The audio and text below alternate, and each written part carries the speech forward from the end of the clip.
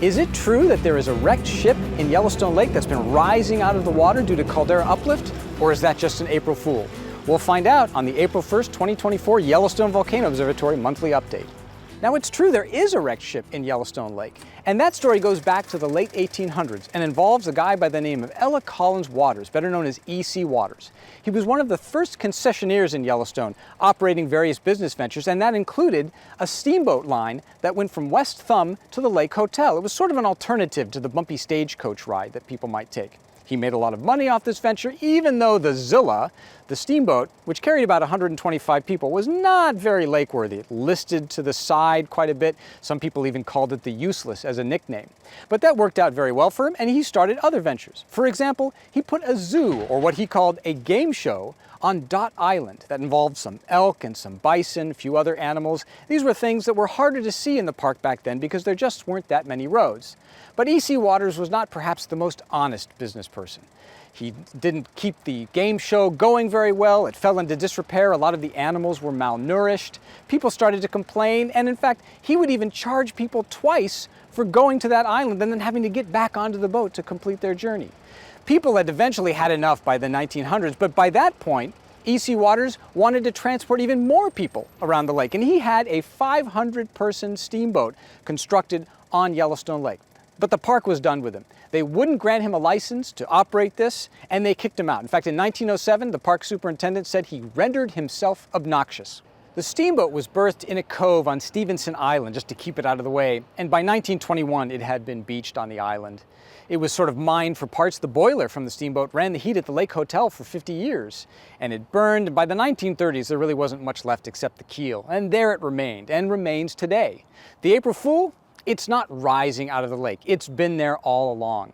The uplift and subsidence that happens in Yellowstone Caldera is only about an inch or so per year, and it varies over time. Since 2015, the ground has been going down. So anyone that tells you that the steamboat is rising out of the muck because the caldera is rising up, April Fools. Speaking of ground deformation, let's talk about what happened during the last month in terms of earthquake activity, ground motion, and geysers. Well, it's been another average month in terms of Yellowstone seismicity. The University of Utah seismograph stations located 96 earthquakes during the month of March. The largest was a magnitude 2.7 event on March 9th. That occurred just to the north of West Yellowstone, Montana.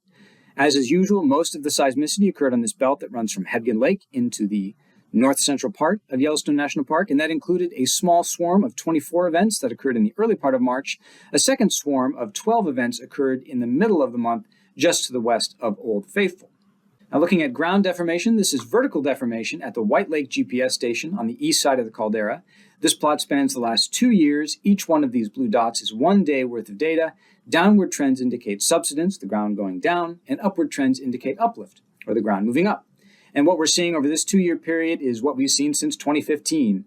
Downward trends dominate with a little bit of uplift occurring in the summer months. That's due to spring snowmelt recharging groundwater systems.